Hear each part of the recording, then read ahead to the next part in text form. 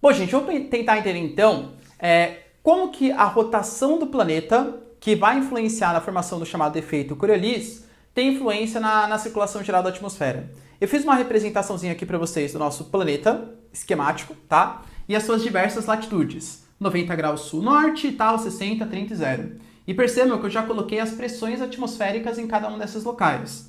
0 graus baixa pressão, 30 graus alta pressão, 60 baixa e 90 alta pressão. Beleza, professor, entendi, tudo ok, tá?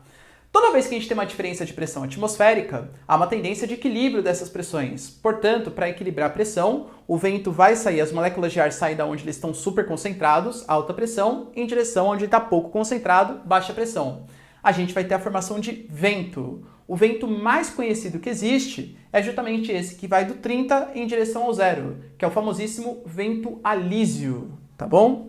Percebam que o vento alísio, ele tenderia a vir retinho aqui, ó, por um meridiano único, por uma linha reta. Mas vocês estão percebendo que eu estou desenhando ele levemente inclinado? Aqui, do 30 norte em direção ao 0, ele vem de nordeste em direção a sudoeste. E aqui no 30 graus, ele vem de sudeste em direção a noroeste.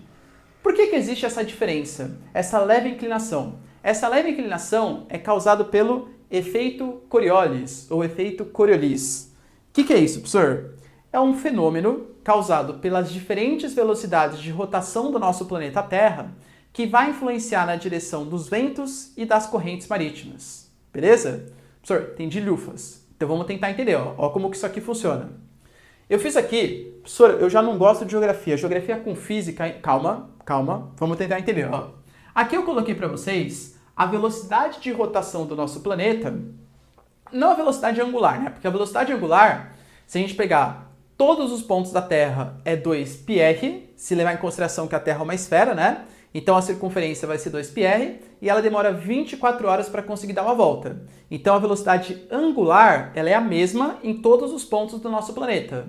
Só que se a gente for pegar o tamanho da circunferência da linha do Equador, por exemplo, ela é a maior circunferência que tem. Se você for comparar, por exemplo, com o círculo polar é muito pequenininho frente à linha do Equador. Só que a linha do Equador que tem que dar essa volta gigantesca em 24 horas, assim como o círculo polar, que é bem menorzinho, também tem que dar essa volta menorzinha em 24 horas. Ou seja, a velocidade que a linha do Equador, velocidade escalar, que a linha do Equador vai ter, vai ser uma velocidade muito superior à velocidade das áreas polares. Para não ficar só no bate-papo, para vocês entenderem, eu efetivamente fiz a conta da velocidade média do planeta para vocês. Eu coloquei aqui, ó, a circunferência da linha do Equador, aproximadamente 40.075 quilômetros, tá? A circunferência. Se a gente for dividir o ΔS sobre ΔT para achar a velocidade média, ó, interdisciplinaridade com física aqui, tá? O nosso ΔS, a linha do Equador, para dar a volta completa 24 horas, vai imprimir uma velocidade média de aproximadamente 1.669,79 km por hora. Ou seja, essa é a velocidade que a linha do Equador gira. Se a gente for pegar uma área tropical, que olha, nem é dos menores, hein? O trópico, se vocês forem observar, a linha do Equador está aqui, o trópico é só um pouquinho menor. A circunferência do trópico, ela é de 36.784 quilômetros, mais ou menos. Esse é o nosso ΔS. Se a gente divide pelas 24 horas, que é o tempo que demora para dar uma volta, a velocidade média vai ser de 1.532,66. O que eu estou falando para vocês? Que a linha do Equador, ela tem uma velocidade maior, a linha do Equador tem uma velocidade maior do que as áreas subtropicais. A linha do Equador tem uma velocidade maior do que as áreas subtropicais. E essa diferença de velocidade vai ser justamente o que vai causar um desvio na parcela dos ventos. Deu para entender? É mais ou menos a mesma situação. Imaginem vocês que tem eu e um companheiro aqui do meu lado, tá? Imagina, o senhor Giz está aqui do meu lado, tá? Eu tô a 120 km por hora e o senhor Giz está a 150 km por hora. E aí eu tô a 120, tô na frente dele, aí o senhor Giz vem vindo assim, ó, pá, a 150. Quando ele tá bem do meu lado, eu que não entendo muito de física, não gosto dele, vou pegar uma rocha e tentar atacar no senhor Giz. Vocês acham que eu vou conseguir acertar a rocha no senhor Giz? Claro que não, galera. Por quê? Porque a minha rocha, ela vai sair a 120 km por hora, mas o senhor giz, ele está a 150 km por hora. Então, o giz, ele vai passar, e se eu tacar minha rocha em linha reta, vai pegar atrás do senhor giz. Ou seja, mais ou menos é como se as áreas subtropicais, o 30 graus, estivessem tentando tacar objetos na baixa pressão. Estivesse tentando tacar o vento na linha do Equador. Só que como o vento gira mais rápido, é como se ele tivesse sofrido um desvio na parcela. É como se ele estivesse chegando atrasado na sua trajetória. A gente não pode esquecer, galera, que a rotação do nosso planeta, ela gira nesse sentido. Ela se configura de oeste para leste.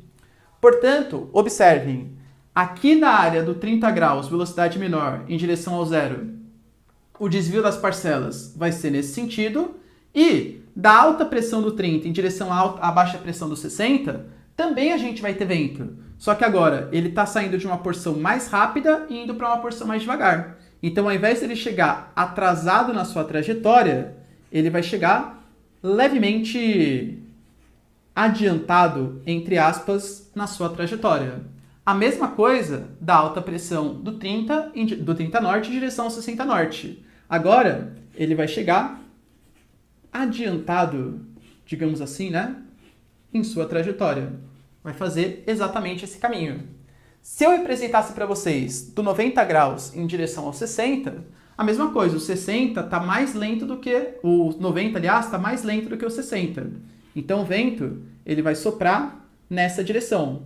O 90 está mais lento do que o 60, então ele vai soprar exatamente nessa direção. O aluno bom já percebeu. O aluno que é um pouco mais desligado, eu vou ter que dar uma forcinha aí para vocês. Já ouviram falar que grandes movimentações da atmosfera tendem a acontecer em um sentido no hemisfério sul e em outro sentido no hemisfério norte? Por exemplo, furacões, tornados, tufões. Esses fenômenos, eles giram no sentido, alguns no sentido horário no hemisfério sul e anti-horário no hemisfério norte, sendo que o deslocamento, não o sentido de rotação, mas o deslocamento é anti-horário no hemisfério sul e horário no hemisfério norte. Por que isso acontece? Olha como que acontece a circulação do vento no hemisfério sul, do 0 graus para baixo. A circulação do vento, o deslocamento do vento, e está se dando aqui, ó, no sentido anti-horário, em qualquer ponto que a gente pegar, sentido anti-horário. Já no hemisfério norte, a circulação do vento, ela está acontecendo em sentido horário, em qualquer um dos pontos que a gente pegar. Talvez com ventos seja mais difícil a gente conseguir fazer essa associação de como que o efeito Coriolis ele influencia. Mas vamos ver nas correntes marítimas? Cara, se eu mostrar para vocês um mapinha de corrente marítima, percebam como é nítido o efeito Coriolis na dinâmica das correntes marítimas. Se vocês observarem no hemisfério sul, que tem muito mais água do que o continente, ou seja, as águas elas conseguem circular livremente, percebam como as correntes marítimas elas giram no sentido anti-horário. Então elas passam pela costa oeste dos continentes com uma corrente fria e elas passam pela costa leste dos continentes com uma corrente quente. Observem aí, por exemplo, a corrente de Benguela atravessando a África, deserto do Kalahari. Ela passa pela linha do Equador, se esquenta e volta quente pela costa leste brasileira como a corrente do Brasil. Se a gente for pegar na Austrália, ela passa pela costa oeste australiana como a corrente oeste australiana, uma corrente fria, favorável à formação de desertos, e banha a costa leste da África como a corrente das agulhas, uma corrente quente. A mesma coisa se a gente for pegar a costa oeste da América do Sul, que passa a corrente de Humboldt, uma corrente fria, e quando ela passa pela linha do Equador se esquenta, ela volta quente pela costa leste australiana, como a famosíssima corrente leste australiana, uma corrente quente. Percebem? Então isso é o fenômeno, é o efeito Coriolis. Ele vai influenciar em grandes dinâmicas de movimentação de ventos e de correntes marítimas, ok? Tira um print aqui, ó.